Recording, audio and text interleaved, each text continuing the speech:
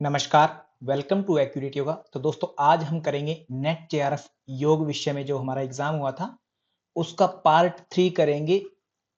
21 जून को जो हमारा एग्जाम हुआ है 2023 में पार्ट 3 करेंगे, जिसमें हम 21 से लेकर के 30 क्वेश्चंस करेंगे। यदि आपने इससे पहले के पार्ट नहीं देखे हैं तो आप एक्यूरेट योगा एप्लीकेशन डाउनलोड कर सकते हैं। वहां पर कंप्लीट जितने भी आज तक योग के पीवाईक्यूज हुए हैं उनका डेप्थ में एनालिसिस किया हुआ है, डेप्थ में वीडियो अवेलेबल है, तो वो आप परचेज कर सकते हैं, कंप्लीट पढ़ सकते हैं। और इसके साथ साथ में यदि आप कोई कोर्स ज्वाइन करना चाहते हैं नेट जेआरएफ करने के लिए तो आप कोर्स भी ज्वाइन कर सकते हैं एग्जाम की तैयारी हेतु। तो चलिए दोस्तों शुरू करते हैं।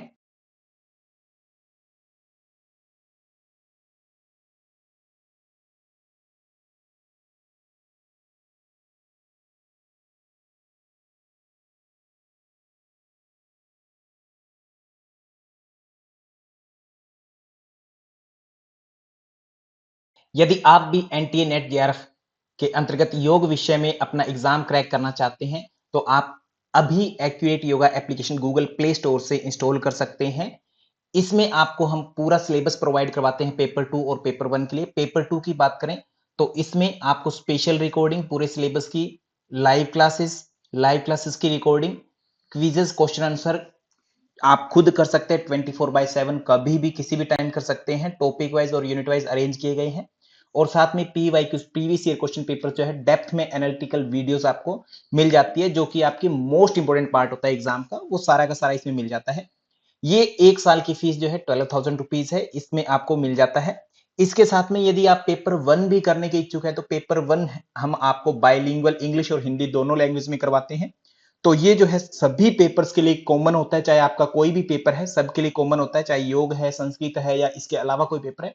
तो आपके कोई अन्य जानकार है उनको भी आप रिकमेंड कर सकते हो पेपर 1, जिसमें आपको लाइव क्लास की रिकॉर्डिंग और क्विजेस इसमें भी मिलती है। तो ये तीनों चीजें मिल जाती है। ये आपको 12 मंथ्स के लिए ओनली 5,000 रुपीज में, 5,000 रुपए में 5K में अवेलेबल हो जाती है।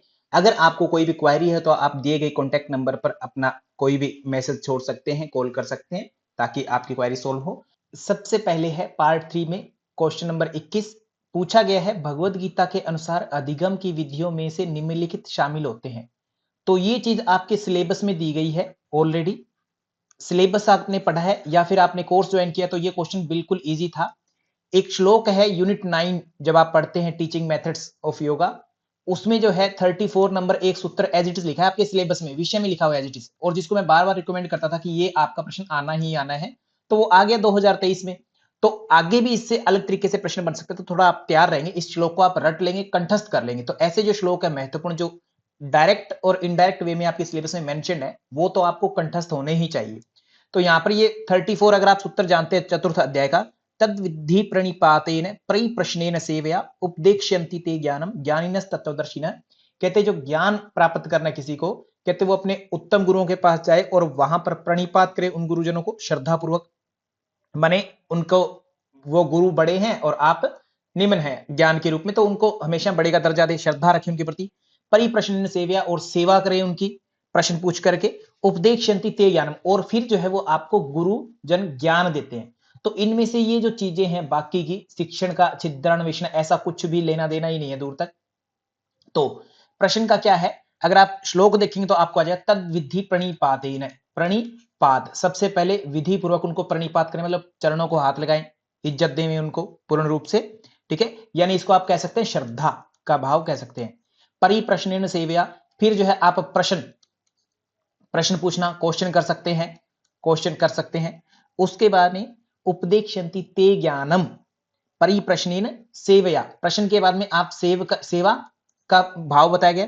फिर जो कहते कहते उसके बाद में उपदेक्षन्ति ते ज्ञानम, वो जो है आपको ज्ञान देंगे। ज्ञानिनस तत्वदर्शिन, तत्वदर्शी लोग जिन्होंने तत्व को देखा है वो आपको फिर बाद में ज्ञान देंगे पूर्ण रूप से। तो यहां पर जो है आपको एक तो सतत प्रश्नशील रहना, माने प्रश्न के रूप में ऑप्शन आ गया आपका, और एक प्रणिपात बोले तो गुरु के प्रति श्रद्धा। तर्क तो नहीं होता, गुरुजनों से तर्क नहीं होता था। गुरुकुल सिस्टम में देखें तो गुरुजी ने जो बात कह दी बस शिष्य उसको अपना लेगा। वो जैसे गुरुजी गुरुकुल में क्या कहते थे, शिष्य जाता है पढ़ने तो प्रश्न उपनिषद आपने देख रखा होगा, प्रश्न उपनिषद एक, उसमें गुरुजन के पास जाते, पिपलाद ऋषि के पास जाते 6 ऋषि, तो वो कहते हैं गुरुजी हमें ज्ञान चाहिए। तो पिपलाद ऋषि उनको क्या कहते हैं कि 1 साल तक तप, श्रद्धा और ब्रह्मचर्य पूर्वक यहां रुको, फिर मुझे कोई चीज पता होगी तो मैं दूंगा। तो अब इतना सुनकर के शिष्य क्या है, वो रुकते हैं 1 साल तक और चुपचाप शांतिपूर्वक रहते हैं 1 साल तक, कोई क्वेश्चन आंसर नहीं करते, कोई तर्क नहीं करते। गुरु ने जो कह दिया वही बात सत्य है, तो माने तर्क नहीं करते थे वहां पर। आजकल की जैसा नहीं था कि क्वेश्चन पुट करें आप, ऐसा नहीं था। जो गुरुजी ने कहते हैं वो पूर्ण रूप से सत्य होता था। और गुरु के प्रति सेवा का भाव, परिप्रश्न में सेवया, गुरु के प्रति सेवाशील रहना। तो BDE ये जहां पर ये वो आपका राइट आंसर होगा। ऑप्शन नंबर 2 जो है राइट हो जाएगा। अब ये जो श्लोक है ये आपको तोड़ना भी आना चाहिए। कई कई बार क्या होता है, बच्चे ने रटा होता है श्लोक, बट उसको इसको तोड़ना नहीं आता श्लोक को। तो श्लोक को तोड़ना बोले तो अंडरस्टैंड करना जरूरी होता है। तो 4.34 से ये क्वेश्चन बना है, वहां से ये प्रश्न आया है। अब आपका काम क्या है, चतुर्थ अध्याय का नाम क्या है वो कमेंट बॉक्स में आप मुझे बताएंगे, ताकि मुझे पता लगे कि हाँ आप समझ रहे हैं। चतुर्थ अध्याय का नहीं पता तो उसको खोजें और खोज करके जरूर कमेंट करना। अगर आप वीडियो देख रहे हो तो कमेंट जरूर करिएगा इस बात पर। नेक्स्ट है क्वेश्चन नंबर 22। क्वेश्चन आईडी दी गई है साथ में। यहां पर आपको सूची 1 और सूची 2 दोनों को मिलान करना है। आप क्वेश्चन को पहले देख लेंगे अच्छे से।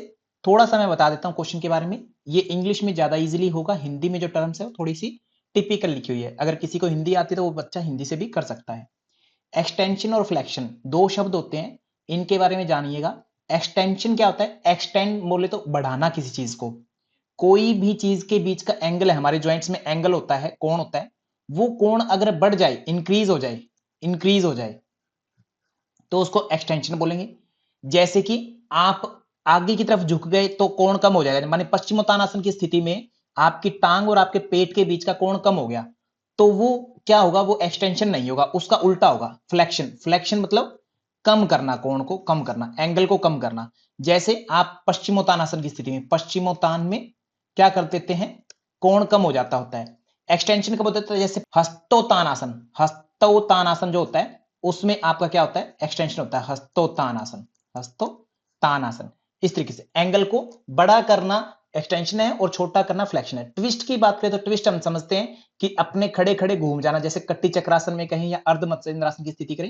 एक्सियल स्ट्रेच क्या होता है, खींचना, जैसे ताड़ासन होता है उसमें हम खींचते हैं। तो इस प्रश्न का अगर उत्तर हम देखें तो इसमें एक्सटेंशन का मतलब क्या होना चाहिए, आपका एंगल जो है बढ़ जाए। बढ़ेगा किसमें, ऊष्ट्रासन में आपका आगे वाली साइड से जो एंगल है वो बढ़ जाएगा। ऊष्ट्रासन में आगे वाली साइड से एंगल बढ़ जाएगा। ओके, ये बात हुई। इसी के साथ में फ्लेक्शन माने कि एंगल आपका कम हो जाए आगे की साइड में, तो पाद हस्तासन होता है उसमें एंगल कम हो जाएगा। तो ए का 3 हो और सी का 1 हो, ऐसा कोई ऑप्शन है क्या? ऑप्शन नंबर 2 ऑलरेडी आपको दिख रहा है यहाँ स्क्रीन पर। तो ये जो है हमारा इस प्रश्न का इतना सही करते ही ऑप्शन ठीक हो जाएगा, ऑप्शन नंबर 2। बाकी हमें जो है इसको एनालाइज करना है पूरा। एक्सियल ट्विस्ट की बात करें तो घूमना, रोटेट करना, रीढ़ की हड्डी के चारों तरफ घूम जाना। तो घूमते किसमें है, अर्ध मत्स्येंद्र आसन में घूमते होते, ट्विस्ट रोटेशन टाइप में घूम जाते हैं। और स्ट्रेच की बात करें तो खींचना होता है। तो खींचने के अर्थों में अगर यहाँ प्रयोग करें तो एक्सियल जो एक्स्ट्रल स्ट्रेच में आप खींचते हैं एक्सिस को, माने रीढ़ की हड्डी और पूरे शरीर को सीधा खींच देंगे, तो ताड़ासन डी का 2 हो जाएगा। इस प्रश्न की पिक्चर देख लेंगे एक बार, जिनको नहीं पता थोड़ा सा और समझ में आ जाएगा। तो यहां पर सबसे पहले तो आपको जो तस्वीर है उसमें फ्लेक्शन क्या होता है, फ्लेक्शन बोले तो कोण, ज्वाइंट के बीच में एंगल कम होना। एक्सटेंशन में वो ज्वाइंट जो होता है उसके बीच का एंगल बड़ा हो जाना, पीछे की साइड झुक सकते हैं बोले तो। आगे की साइड जिधर जोड़ बंद होते हैं उस साइड झुकने का मतलब क्या है, फ्लेक्शन। और जिधर से जोड़ खुलते हैं मतलब पीछे जाना बोले तो एक तरह से एक्सटेंशन, ऐसा समझ सकते हैं। एक्चुअल एनाटॉमी मैंने पूरी डिस्कस करके सिलेबस में, आप जब पढ़ते हैं तो वहां पर अच्छे से समझ में आ जाता है। फ्लेक्शन की बात करें तो कोण का कम हो जाना आगे की तरफ, और एक्सटेंशन माने तो कोण खुल जाना, ये आपको क्लियर किया।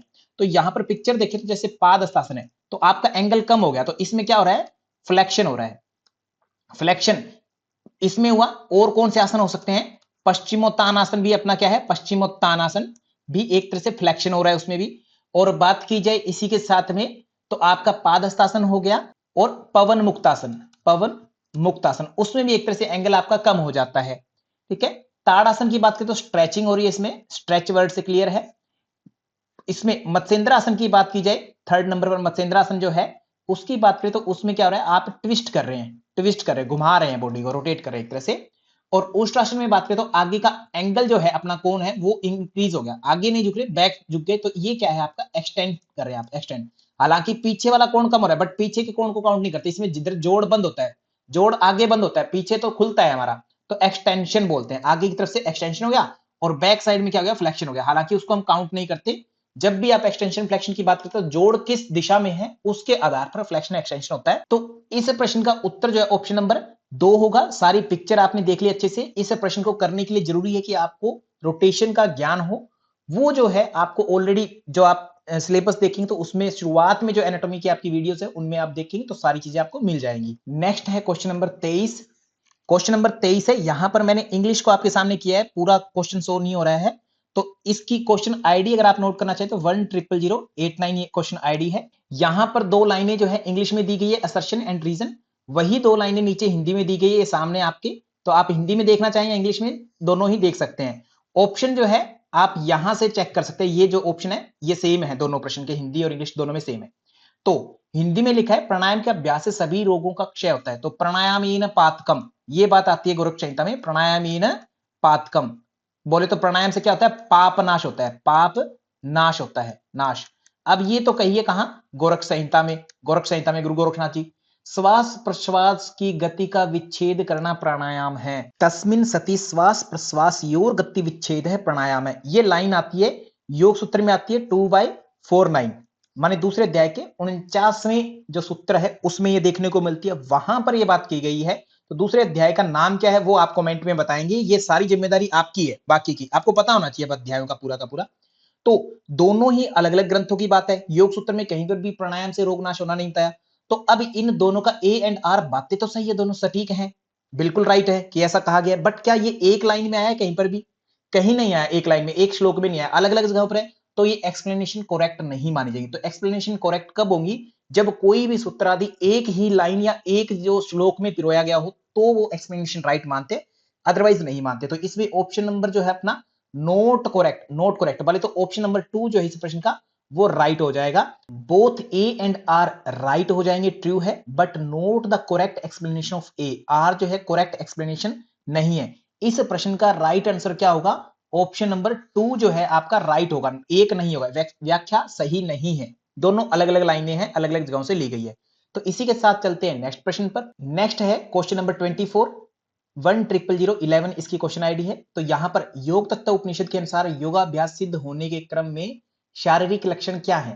तो योग तत्व प्रश्न पूछा गया है, योग तत्व उपनिषद से, योग उपनिषद है। तो योग तत्व सबसे पहले तो पता हुए कि ये उपनिषद जो है किस वेद से जुड़ा हुआ है। तो किस वेद से है, कृष्ण यजुर्वेद से ये जुड़ा हुआ है, कृष्ण यजुर्वेद से जुड़ा हुआ है, ये क्लियर होगा। इसी में आप अब ऑप्शन देखिए, ऑप्शन के अनुसार अपने आप पता लग जाएगा कि योग सिद्ध होगा तो क्या आप जीभ के प्रति लोल्यम, बोले तो जीभ के जो लालच है, रसना आदि पकोड़े खाना चाहेंगे? नहीं सर, योग सिद्धि व्यक्ति नहीं चाहेगा ये। बहुमूत्र पुरुषम, क्या मूत्र और यूरिन और जो स्टूल है वो ज्यादा आएगा क्या उसको? वो तो सर खाना ही कम खाता है योगाभ्यासी, सिद्ध जो हो जाएगा तो उसका मूत्र आदि तो पहले ही कम हो जाता है। आप अगर मूलबंध आदि का अभ्यास करें तो ही आपका मूत्र यूरिन कम हो जाता है कहते। अदीप्ति बोले तो जठराग्नि नए पैदा होना। तो अब देखो इंग्लिश करो या हिंदी, दोनों में सेम शब्द है। तो ये क्या है कि यहाँ पर आपको एज इट इज क्लियर पता हो कि मीनिंग क्या है वर्ड का। तो अदीप्ति बोले तो, दीप्ति बोले तो जठराग्नि प्रदीप्त नहीं होगी, अग्नि काम ना करे, ऐसा होता है क्या? योगाभ्यास जिसका सिद्ध है उसमें तो जठराग्नि प्रचुर मात्रा में, बैलेंस मात्रा में जो है पैदा होती है। तो ये तीनों तो नहीं होंगे। और योगाभ्यासी उसको नींद ज्यादा आएगी या कम? सर वो शरीर बिल्कुल हल्का होता है, उसका कफ आदि बिल्कुल कम होता है, तो नींद भी कम आती है। तो स्वल्प निद्रा, ये ऑप्शन अपना राइट हो जाएगा। योग तत्व उपनिषद वाले व्यक्ति के क्वालिटी क्या होगी, स्वल्प निद्रा, निद्रा कम आती है उसे, ये उसका राइट आंसर होगा। इस प्रश्न में योग तत्व उपनिषद के अनुसार स्वल्प निद्रा वाला हो जाएगा साधक। और योग तत्व उपनिषद जो है कृष्ण यजुर्वेद का जो है उपनिषद हुआ, शाखा से जुड़ा। इसमें 4 प्रकार के योग का वर्णन है, 4 प्रकार के योग आते हैं। 4 प्रकार के योग जब भी आते हैं तो क्या होता है, मंत्र योग होता है एक, लय योग, हठ योग और राजयोग, ऐसे ये परंपरा होती है। इस ग्रंथ में हठ योग के 8 अंग बताए गए हैं। 8 बोले तो अष्टांग योग जो होता है हमारा, उसी की चर्चा इसमें की गई है, विस्तार पूर्वक चर्चा की गई है। इसी के साथ चलते हैं नेक्स्ट प्रश्न पर। नेक्स्ट क्वेश्चन है 25, आईडी दी गई आपके सामने। यहां पर भगवत गीता के अनुसार इंद्रियों का स्वभाव क्या है ये पूछा गया है। तो भगवत गीता में अगर आप श्लोक देखा होगा 2/60, दूसरे अध्याय का 60 नंबर श्लोक है। वहां पर यततो ही अपि कौन्तेय पुरुषस्य विपश्चितः इंद्रियाणि प्रमाथीनि, प्रमथन स्वभाव वाली है, हरंती प्रसभम मन, कहते इंद्रियां प्रमथनशील हैं, कहते ये मन को बलपूर्वक अपने पीछे पीछे ले जाती है। श्लोक को देख लेंगे, प्रसभम मन है, कल को आ जाएगा कि इंद्रियों का स्वभाव प्रमाथिनी है क्या, है जी, ए राइट हो गया। क्या ये मन को पीछे पीछे ले जाती है क्या? बिल्कुल ले जाती है। ए एंड आर दोनों राइट और व्याख्या सही हो जाएगी। इस तरीके से अगर प्रश्न बनता है तो कल को ये श्लोक कंठस्थ कर लेंगे, यहां से नेक्स्ट प्रश्न जरूर बनेगा। प्रमथिनी बोले तो अपने स्वचल स्वभाव में रहती है, चंचलता होती है और जिधर जिधर ये जाती है वैसे वैसे मनुष्य का मन भी जो है इनके पीछे पीछे भटक जाता है, संयम खो जाता है पूरा का पूरा। तो ये ध्यान रखिए, किसको लेके जाती है? मन को हरती है, मन को हरण कर लेती है। ये ढीला छोड़ा लगाम को और लगाम तुरंत जो है घोड़े पीछे पीछे इधर उधर भागने लग जाते हैं, मन का हरण कर लेती है इंद्रियां, ऐसी है। प्रमथिनी बोला गया है श्लोक में, श्लोक देख लेंगे याद हो जाएगा। तो अब आपका काम क्या है, कमेंट में दूसरे अध्याय का नाम क्या है ये मुझे बताएंगे। तो नेक्स्ट प्रश्न पर जाने से पहले छोटी सी बात और करते हैं। भगवत गीता जो है महाभारत का एक पार्ट है, उसमें दी गई चर्चा की गई है। किस अध्याय में? भीष्म पर्व। भीष्म पर्व कौन सा है? 6th चैप्टर जो है उसमें इसकी चर्चा आती है, भीष्म पर्व की। ओके, तो जो हमारा सिलेबस है महाभारत में यूनिट 1 में, उसमें शांति पर्व जो है हमारे सिलेबस में मांगा गया, परंतु गीता जो है भीष्म पर्व में 25 से लेकर के 42 जो अध्याय हैं वहां पर इसकी चर्चा की गई है भगवत गीता की। और भगवत गीता भगवान श्री कृष्ण ने अर्जुन को दिया था, कुरुक्षेत्र के मैदान में दिया था, ऐसी ऐसी चर्चा है। तो भगवत गीता के लेखक कौन है, कल को ये बात आ सकती है। तो महाभारत को जिसने लिखा है वही भगवत गीता के आचार्य होंगे, लेखक होंगे। महाभारत को कौन लिखने वाले हैं? व्यास जी। व्यास जी लिखते हैं, जिनका नाम कृष्णदेवराय है। तो उन्होंने ऑब्वियस सी बात है भगवत गीता को भी लिखा है। तो कई बार कंफ्यूजन हो जाता है बच्चे में कि श्री कृष्ण जी ने लिखा होगा। श्री कृष्ण जी ने उपदेश दिया है गीता का, लिखा जो लिपिबद्ध किया है वो व्यास जी ने किया, ये ध्यान रखेंगे। ये थोड़ी सी क्लियरिटी अपने दिमाग में रखेंगे ताकि आगे जब प्रश्न घूमे तो आप जो है विचलित ना हो। इस प्रश्न का उत्तर होगा ऑप्शन नंबर 3। इसी के साथ चलते हैं हम नेक्स्ट प्रश्न पर। नेक्स्ट है क्वेश्चन नंबर 26, 100063 क्वेश्चन आईडी।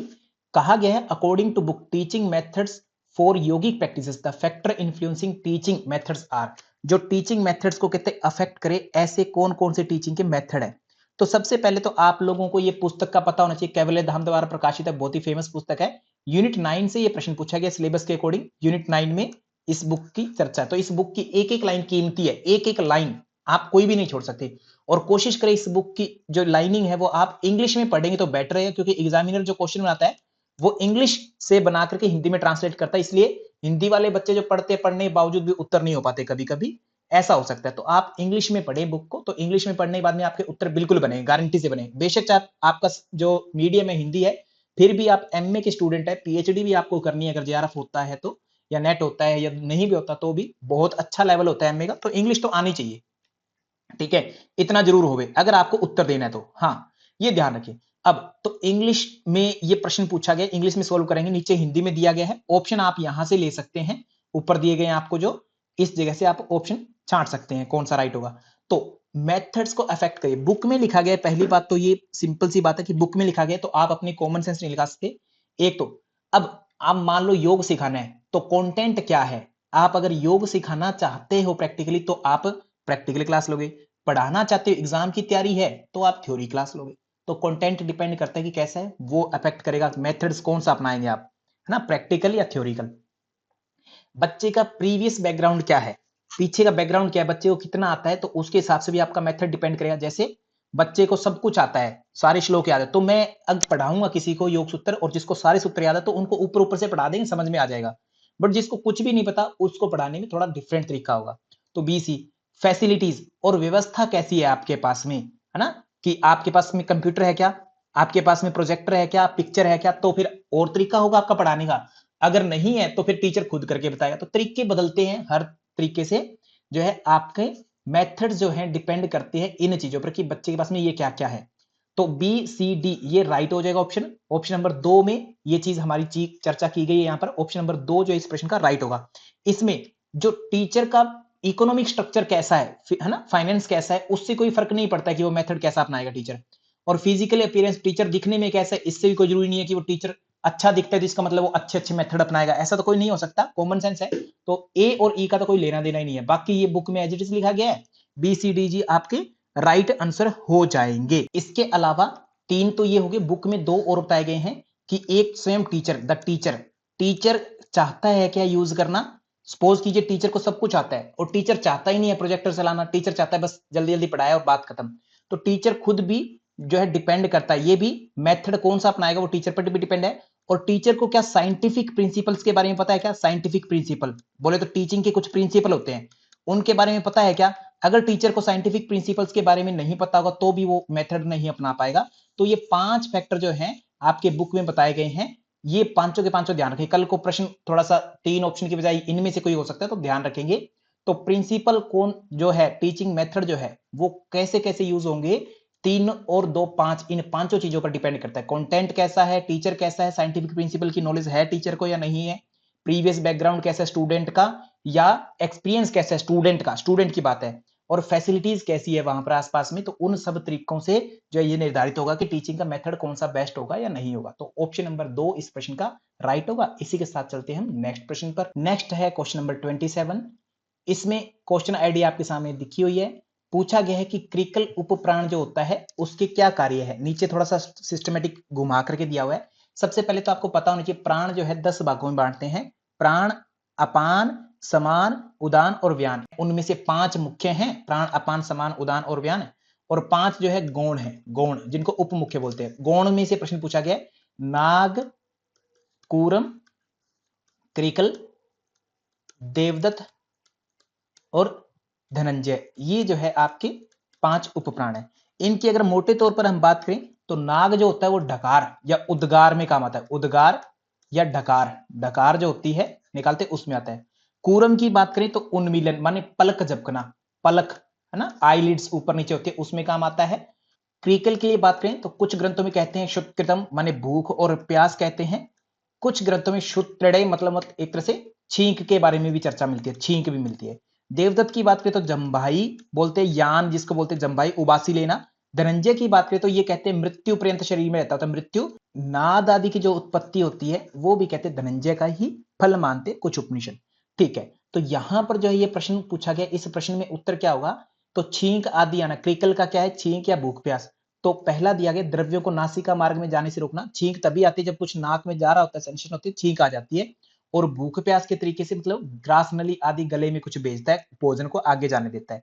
तो इस तरीके का ऑप्शन नंबर 1 जो है इस प्रश्न का हमारा राइट उत्तर हो जाएगा। इस प्रश्न का क्या होगा, ऑप्शन नंबर 1 राइट हो जाएगा। इसके अलावा अगर हम बात करें तो और क्या है, ऑक्सीजन ज्यादा पहुंचाना, ऐसा कोई मतलब नहीं है यहां पर किसी तरीके का। ये किसका होगा, अगर होगा तो देवदत्त का कर सकते हैं, क्योंकि जम्भाई होती है तो देवदत्त जम्भाई लेते तो ऑक्सीजन ज्यादा जाती है, ऑक्सीजन ज्यादा जाती है, अतिरिक्त जाती है, मुंह से भी जाएगी और नाक से भी जाती है, पूरा अच्छे से जाती है यहां तक। तीसरा जो है remains in the body even after death and sometimes bloats up a corpse, मतलब डाक। इस तरीके से अगर बात की जाए तो डेथ वाला जो है मृत्यु पर्यंत के रूप में देखिए तो धनंजय हो जाएगा, धनंजय हो जाएगा। और control the movement of eyelid, eyelid बोले तो पलक झपकने की अगर बात की जाए तो ये किसमें होगा, पलक झपकना कूरम में होगा। ये गारंटी से नेक्स्ट टाइम में प्रश्न आएगा, और उस टाइम जो है सूचीबद्ध करना आ सकता है या किसी अन्य अर्थों में आ सकता है, या ऐसे कह देंगे कूरम, क्रिकल, देवदत्त, धनंजय, इनके अनुसार जो नीचे फंक्शन को सीक्वेंस में अरेंज कीजिए। तो इन चारों को फंक्शन मैंने बता दिया है क्या क्या इनका उद्देश्य है, तो ये नेक्स्ट टाइम के लिए आप ध्यान रखेंगे इस प्रश्न को। इसी के साथ देखते हैं नेक्स्ट प्रश्न को। नेक्स्ट है क्वेश्चन नंबर 28। यहां पर आपके सामने पंच तन्मात्राओं के गुणों का क्रम पूछा गया है। तो सबसे पहले तो हमें पंच तन्मात्रा और पंच महाभूतों का पता होना चाहिए। तो अगर बात करें 5 महाभूत उत्पत्ति के अनुसार पूछता है एग्जामिनर, अक्सर प्रश्न पूछता है, तो उनको अगर देखें तो आकाश पहला होता है, आकाश, फिर वायु, फिर अग्नि, फिर जल और पृथ्वी। इस प्रकार से 5 महाभूत है। इनकी उत्पत्ति के बारे में कहा जाता है कि इनकी उत्पत्ति जो है तन्मात्राओं से हुई है और भी सूक्ष्म चीजों से। ध्यान दीजिएगा मैं क्या बोल रहा हूं, पंच महाभूतों की उत्पत्ति पंच तन्मात्राओं से होती है। सूक्ष्म चीज उत्पत्ति क्रम में सबसे पहले होगी, जैसे परम और ओवम, सूक्ष्म है वो सबसे पहले है, बाद में हमारा शरीर बनता है उसके बाद में। तो सूक्ष्म चीजें हमेशा ही पहले होती है। तो तन्मात्रा ज्यादा सूक्ष्म है महाभूतों से, तन्मात्राओं के कारण पंच महाभूतों की उत्पत्ति होती है। जैसे शब्द का संबंध किससे, आकाश से, वायु के साथ स्पर्श, ऐसी अग्नि रूप के विषय में कही जाती है। जल की बात करें तो रस तन्मात्रा से संबंधित है, और पृथ्वी गंध तन्मात्रा से संबंधित है। अब यहां पर हमसे पूछा है कि 5 तन्मात्राओं के क्वालिटीज बताइए, मतलब उनके गुणों के बारे में बताइए। तो अब सबसे पहले देखो अग्नि से रूप जुड़ा हुआ है, तो ये जो रूप है अग्नि है, इसका संबंध पक्का हीट से होना चाहिए। और हीट के संबंध में यहां पर अगर आप ऑप्शन देखेंगे पांचों में से, ये जो लाइन लिखी हुई है ABCDE, हीट कौन सा है, ई है। तो अब देखो यहां पर ई हो गया अपना, ई इसका मतलब सबसे बीच में होना चाहिए, सबसे बीच में होना चाहिए ई ऑप्शन। तो ई ऑप्शन जहां नहीं है बीच में वो कैंसिल हो जाएगा। तो उत्तर देने का कला है ये। जरूरी नहीं पूरा का पूरा एग्जाम मात्र वही आए जो आप पढ़ के जाते हो एग्जाम में A to Z, ऐसा नहीं है। आपको कॉमन सेंस बहुत सारी बार लगानी पड़ती है एग्जाम में, बहुत अच्छे से करना पड़ता है आपको एग्जाम, ठीक है। जितना ज्यादा कॉमन सेंस लगाओगे, जितना ज्यादा पढ़ रखा है, उतना ज्यादा इजीली आपका हो जाता है। तो अग्नि होगा बीच में, तो इट मींस अपने ऑप्शन नंबर 1 और 2 ये तो नहीं होने वाले। इसके बाद में बात करते हैं। अब मुझे बताइए शब्द जो है, शब्द शब्द एक ध्वनि है, कंपन है। आपने पढ़ा होगा ध्वनि क्या है, एक कंपन मात्रा है। कोई चीज वाइब्रेट होती है और वो 20 हर्ट्ज से ज्यादा वाइब्रेट हो जाए 1 सेकंड में, तो उसकी ध्वनि आपको सुनाई देने लगती है। कंपनी तो ध्वनि है एक तरह से, कंपन बोले तो वाइब्रेशन माने ध्वनि, ये क्या है, एक कंपन है। ओके, तो आकाश का संबंध किससे हो गया, एक तरह से कंपन से हो गया। शब्द का संबंध कंपन से हो गया, तो कंपन। तो कंपन वाली एनर्जी कौन सी कहते हैं, physical energy of vibration. Vibration वाली कौन सी है, सी ऑप्शन है। तो इसका क्या होगा, यहां पर इसके आगे क्या लगना चाहिए, सी लगना चाहिए। तो यहां देखो सी लग गया, मतलब ऐसा ऑप्शन होगा जिसके सबसे पहले आगे सी हो और लास्ट बीच में ई हो। तो 3 और 4 में से कोई भी ऑप्शन हो सकता है। नेक्स्ट अगर बात करें तो आगे देखो, वायु का कारण क्या होता है, वायु क्या करती है, गति करती होती है। गति बोले तो मूविंग एनर्जी, मूविंग, ठीक है। तो जैसे मैकेनिकल एनर्जी होती है उसको हम मूविंग एनर्जी बोलते हैं। कोई भी आप काम करते सारे यंत्रों से जो होते हैं, यंत्र वाली ऊर्जा मैकेनिक है। पानी अगर बह रहा है, बिजली बन रही है, तो क्या मूविंग एनर्जी होगी। गति सूचक ही वायु का है। गति जो है, मूवमेंट है, वो वायु के कारण ही होती है। बाकी किसी भी तत्व में, आकाश, अग्नि, जल, पृथ्वी आदि किसी में कोई क्वालिटी नहीं है गति की, मात्र वायु के कारण ही गति होती है संसार में जो भी गतियां देखते हैं। तो मैकेनिकल एनर्जी जो होगी वो सारी की सारी किस में होगी, वायु में। तो physical energy of mechanical pressure, mechanical यांत्रिक ऊर्जा, ये किस में देखने को मिलेगा, बोले तो वायु में। ये ए हो गया, तो सी ए ई शुरुआत में देखने को मिलेगा, सी ए ई। तो इतना जानते ही हमारा उत्तर तो बन गया। ऑप्शन नंबर क्या होगा, 4 होगा, राइट, ऑप्शन नंबर 4 होगा। इस बात को ध्यान रखेंगे, नेक्स्ट टाइम में एग्जामिनर प्रश्न पूछेगा अलग तरीके से पूछेगा, आपको ध्यान रखना है। तो ऑप्शन नंबर 4 हो गया। और बात करें यहां पर जल की, बात करें जल और पृथ्वी, जल और पृथ्वी दोनों गाढ़े गाढ़े से होते होते, ठीक है। जल का अगर बात करें तो क्या क्या बचा है, पहले तो ऑप्शन देखिए, आपके पास डी और बी बचा है, एक तो डी और एक बी, दो बचा है। तो संसर्जक प्रभाव बोले तो एक तरह से जुड़ापन, जुड़ा होना कोई चीज का, जुड़ना, ठीक है। संसर्जक होता है एक तरह इकट्ठा रहना।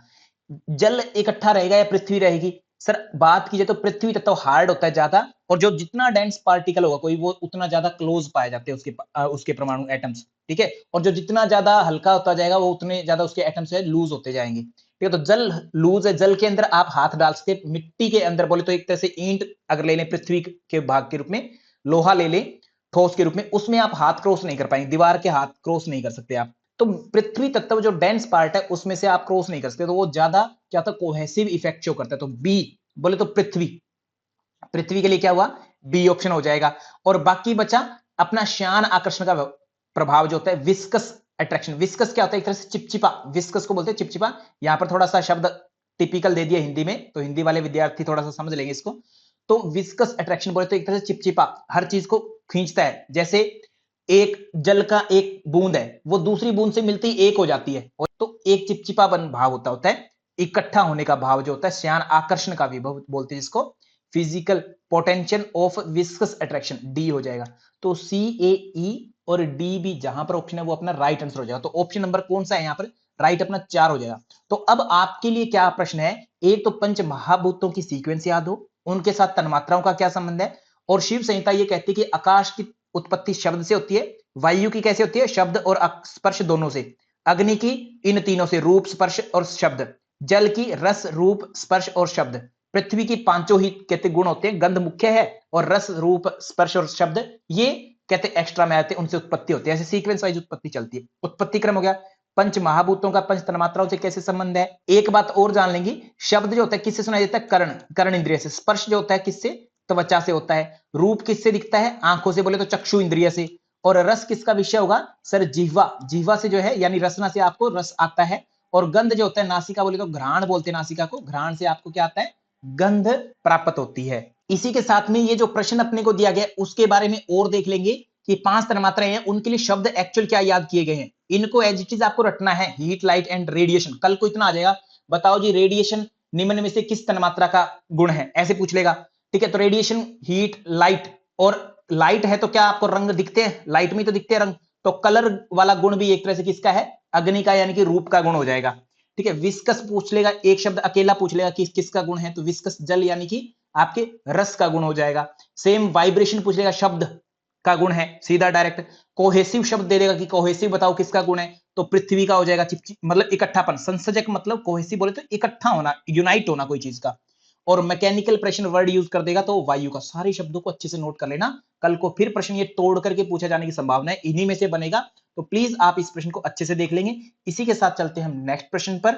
नेक्स्ट है क्वेश्चन नंबर 29, जिसकी क्वेश्चन आईडी 1000054 है।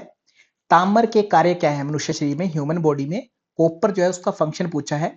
तो कॉपर के फंक्शन, मेजर फंक्शन होता है, एक तो पिगमेंटेशन करना, पिगमेंटेशन बोले तो कलर देना रंग शरीर को और अपने बालों को रंग देना। तो ऑप्शन नंबर ए हो जाएगा। ए जहां पर नहीं है वो अपना उत्तर नहीं होगा इसका मतलब। ओके, दूसरा अगर देखें तो फैट को जो डिसोल्व करता होता है, फैट को सिंथेसाइज करता है, और विटामिन सी, इन दोनों को जो है सिंथेसाइज करने का काम किसका होता है, इसी का ही होता है, कॉपर का। तो ऑप्शन नंबर ई भी हो जाएगा। और साथ में कैल्शियम और फोस्फोरस को ऑब्जॉर्व भी करता है, कैल्शियम को ऑब्जॉर्व करता है जिससे हड्डियां मजबूत बनती है। अगर ये नहीं होगा तो हड्डियां कमजोर हो जाएगी, बोले तो ओस्टियोपोरोसिस आदि कंडीशन हो सकती है। तो सी भी उत्तर हो सकता है, बट सी कहीं पर ऑप्शन में ही नहीं है। तो इस कंडीशन से देखें तो ए और ई जो है अपना राइट उत्तर हो जाएगा। ऑप्शन नंबर 2 जो है हमारा इस प्रश्न का राइट आंसर माना जाएगा, ए और ई। नेक्स्ट है क्वेश्चन नंबर 30, जिसकी क्वेश्चन आईडी आपके सामने है। पूछा गया शिव संहिता के अनुसार योग के प्रकार क्या है।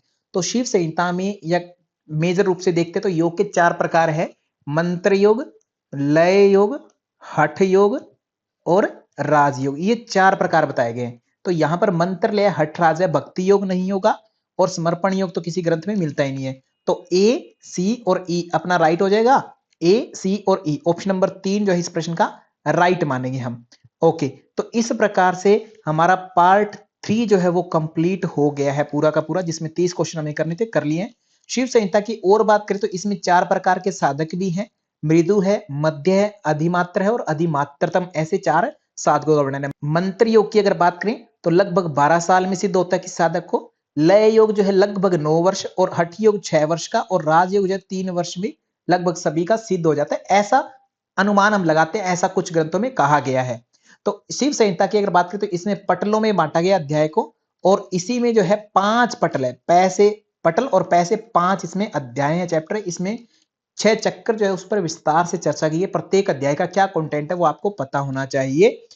तो इस प्रकार से हमारा पार्ट 3, जिसमें हमने 21 से लेकर के 30 तक क्वेश्चन किए हैं, वो कंप्लीट होता है। यदि आपको वीडियो अच्छी लगी है तो लाइक जरूर करें, कोई क्वेरी है तो आप कमेंट करें, और इसे शेयर करना न भूलें। और यदि अभी तक आपने चैनल को सब्सक्राइब नहीं किया है तो सब्सक्राइब जरूर कर ले, ताकि जब भी हम कोई वीडियो डालें तो आपके पास सबसे पहले पहुंचे। So thank you to all, धन्यवाद आप सभी का, थैंक यू सो मच।